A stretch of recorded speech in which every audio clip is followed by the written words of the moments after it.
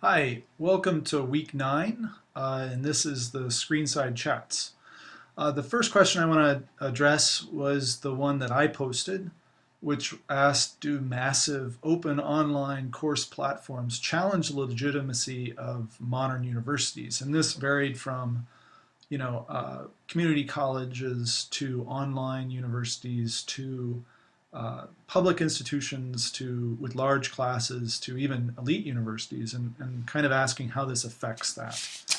And I tried to be a little provocative to see if we could get a serious thread on the forum, and we did. I mean, a lot of you contributed, and I was really pleased to see the depth of discussion is really remarkable.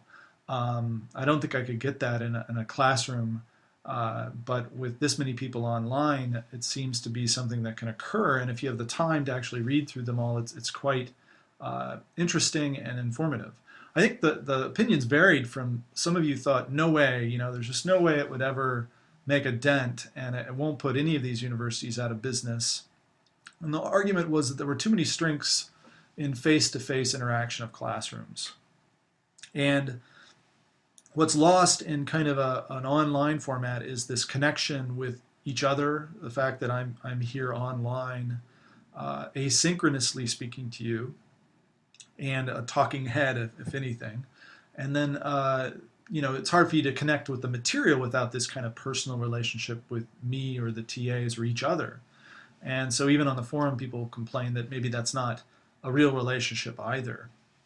Another reason that people feel like it won't ever challenge is because it won't necessarily be credentialed, that cheating will always be a problem and so on.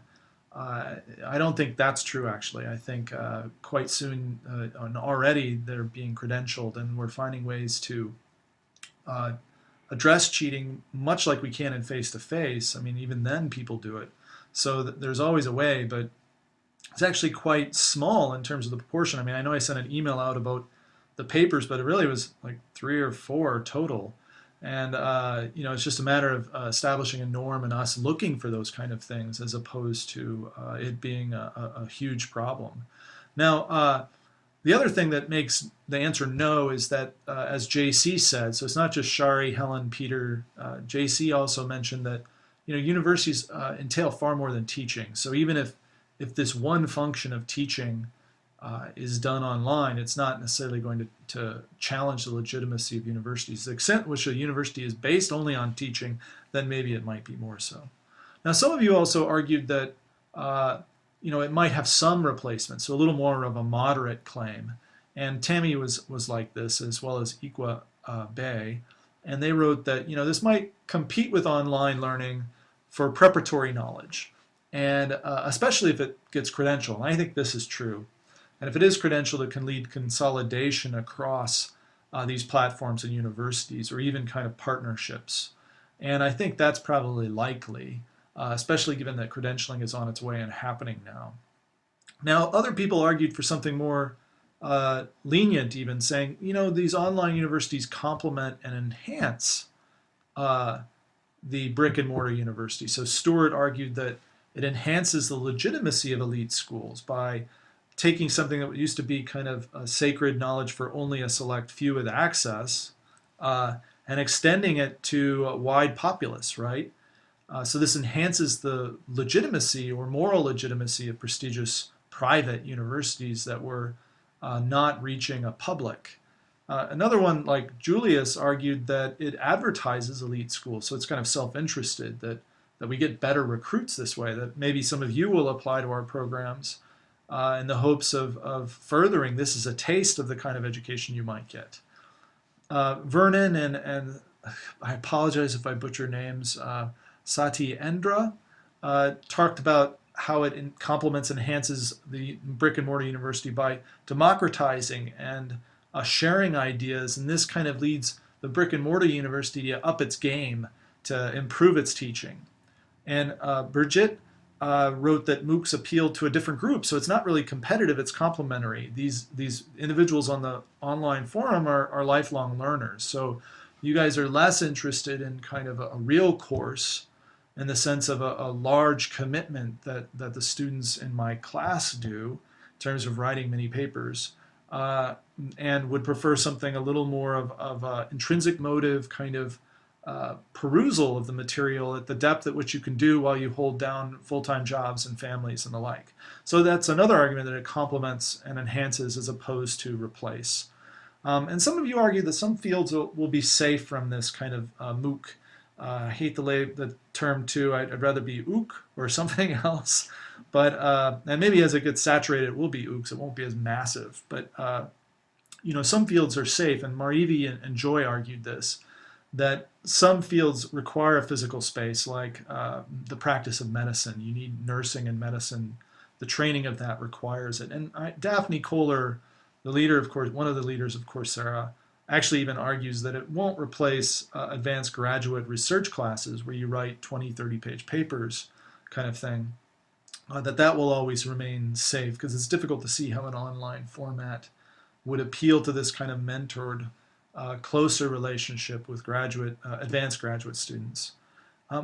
That said, some of you took an extreme opposite view, which was that maybe nothing's safe, that even elite universities, all the way down to community colleges and online universities, will be in jeopardy, that Elena argued that this is a new wave that will change all, and the idea that it's just so affordable will kind of pull away individuals because the cost of schooling, even in public institutions, has become a problem, that this will lead to a downsizing perhaps in universities or whatever. But that's to be seen. I don't know, but there were a spectrum of views, and I think they hinged on what the advantages of online learning are, as well as what the problems of online learning are.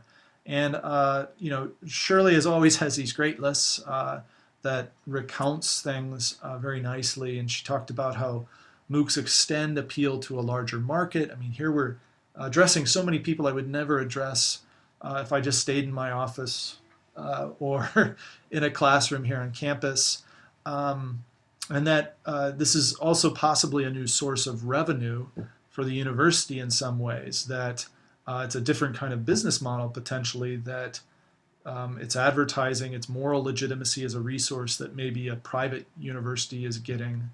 And in addition, it might up the kind of human capital we have applying here. It may also be that employers want the results of these MOOCs, and we can use that. Could be that the SIPX thing, an effort to kind of create an iTunes of readings that are more affordable but bought in mass. Usually academic readings aren't bought very much. So this kind of context would bring it to the masses, and that may be a revenue. I don't know. I do realize that there may be these advantages, and some of the articles you guys suggested to read on the forum, these newspaper articles and magazine articles, actually address that. But there's real advantages to the online. Like, it's cheaper, it's more flexible. You can self-pace learning. It has international kinds of interactions that I just can't see in the terms of scope and breadth of incomes that we have out there. It has the potential for different linguistic groups to interact with each other, as the forums eventually will have multiple languages and translations across them, I think. So all of that will be facilitated. And even Ken Evans made this comment that, look, it's so cheap that universities will see it as saving money because of infrastructure. I mean, upkeep of buildings and costs of these things it's redundant, but they take a lot of money, and that's the idea. On the other hand, they're full of problems, the MOOCs, and they're impersonal. They're too big in some ways. The forum can get unwieldy. The asynchronous aspect may not be desirable by some. A nice list is put out by Latha and does a great job of comparing the benefits and costs of all this. The future of online platforms is also interesting because I think it helps us think about whether there will be challenges or not. And Daphne's interview that someone posted was nice, where she talked about how Coursera within 5 years will be 3,000 courses, which is the size of Penn, University of Pennsylvania, a very good private university. The credentialing will occur. Cheating will be prohibited. We'll have facial recognition by a photo, and you sitting in front of a camera, and whether it moves, we'll know whether it's you, and various logins and whatnot to proctor the exam in a way that's just as good as in person, at least as reliable. Katarina wrote that experiments are also being imposed on these platforms to see if we can learn something about education and compare different pedagogies on scale. We're trying to learn from you in a great part, so please fill out the exit survey. And Amit mentions that MOOCs are trying to look more and more like an in-class experience. So over time, this will occur and it'll become more legitimate. So right now, they may not be very legitimate, but as we introduce things like group project spaces, Skype sessions with TAs and me, maybe that are more synchronous kind of encounters, they'll come closer and closer to a real classroom experience probably. So I don't think that the technology probably will afford opportunities for it to become kind of a higher quality experience over time. However, it does afford the capacity for us to do it at scale. And I think some quality is lost, but I think it might be short-sighted to think that we can't find clever ways to kind of get around some of those issues. Now, a lot of rational myths are being challenged, I think, by the MOOCs. And in particular, Lottie or Loti, I wish you would tell me if the O is long or short or, whatever my Midwestern pronunciation might sound like Lorty. But anyhow, let me know. But your name, how to say it. But in terms of like the rational myths, I think you nailed on a bunch. And, that access reflects skill and merit, that we think there's something special about access to knowledge, that it's deserved, perhaps. That's a myth, perhaps. Face-to-face learning is a better way to learn. Is it really the best way to learn? We haven't really explored that in terms of a great deal of experimentation and research. So it's feasible that other forms of online learning may be as effective. In fact, there's studies coming out now that challenge some of these notions. The myth that a credential reflects skill and completion is also interesting. We do credential a lot of people in universities, and the level of skill and completion rates may be highly variable. We don't look that deeply, perhaps. Hopefully, the assessments we do are quite informative, but it does rely on some trust from the students. Another myth is that class discussions must be in person, that they can't be asynchronous, or asynchronous is less valuable. Another one is that crowdsourcing or peer evaluation challenges the notion of expert evaluation. The students here were a little concerned about peer evaluation at first and demanded that I also teach grade their papers in person, as do the TAs. And I think that was a legitimacy concern to some extent about crowdsourcing, whether it is valid or not. There have been some studies about that lately, like Mitchell Denier and various people on Coursera studying the accuracy of grades. Another one that Paul, I think, raised was whether a degree is a myth itself and what that entails. We've kind of believe in them, these credentials, but what's behind them. So there's a lot of places there, and I think there was an anonymous writer who wrote that the logic of competence, this rationalization of MOOCs is being built up as we go, that employers, if we can get them to view a MOOC as legitimate, then we have this logic of competence. They'll be rationalized myths. So this is all kind of a changing terrain. It's very interesting. I began this course mostly to see what it's like out of curiosity and to experience it and to grow and learn and think about how I do my teaching and research in different ways. And that's true. It has changed how I think, and hopefully it has for students out there and here. I've tried to make the class here a flipped class, and hopefully they get to experience this new kind of organization in a way and reflect on it, that they have a meta experience of being engaged in this platform and thinking about how it challenges our notion, like a garbage can on the forum, or that the occurrence of neo-institution of legitimacy, of the challenges of legitimacy might pertain to neo-institutional theory and things like that. So I've tried to make that kind of part of their meta reflective experience of what I think of a deeper pedagogy, that you do something and as you do it you reflect on your experiences. So it's kind of in doing, learning by doing. So I think that's happened, but ultimately, I think the MOOCs are an expansion of the university and the change in the environment that, in particular, I think it helps private universities to some extent with large endowments to make a claim that we haven't had about beyond just research. Now we teach the public, not just research. Most of what my legitimacy comes from is in terms of research. It's not teaching. I don't really get tremendous amounts of respect or pay increases or anything. It's research. But now with the expansion of access and how we can reach people through teaching, we're reaching a far larger public, and the claims that elite universities or private universities are just elitist and not concerned with the public seems to be partly treated by this, and I think that's a good thing about sharing knowledge and increasing access and serving that. But I do worry about what that will do to community colleges, like any kind of survey class or any kind of large 800-person lecture course.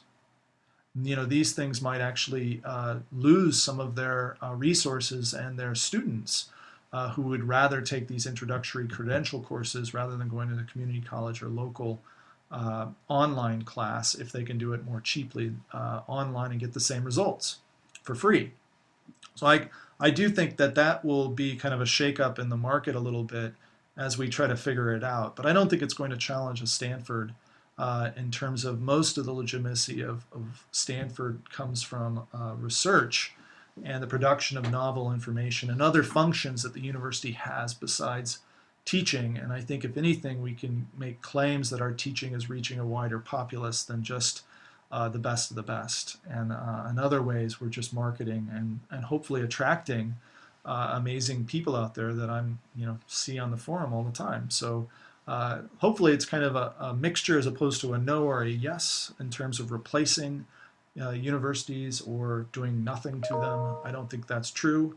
I think it's kind of a middle ground of being a complement and extending the functions of universities. If anything, the university function has grown over 100 years to expand and address more segments of the environment so as to be legitimate with it and to secure more resources.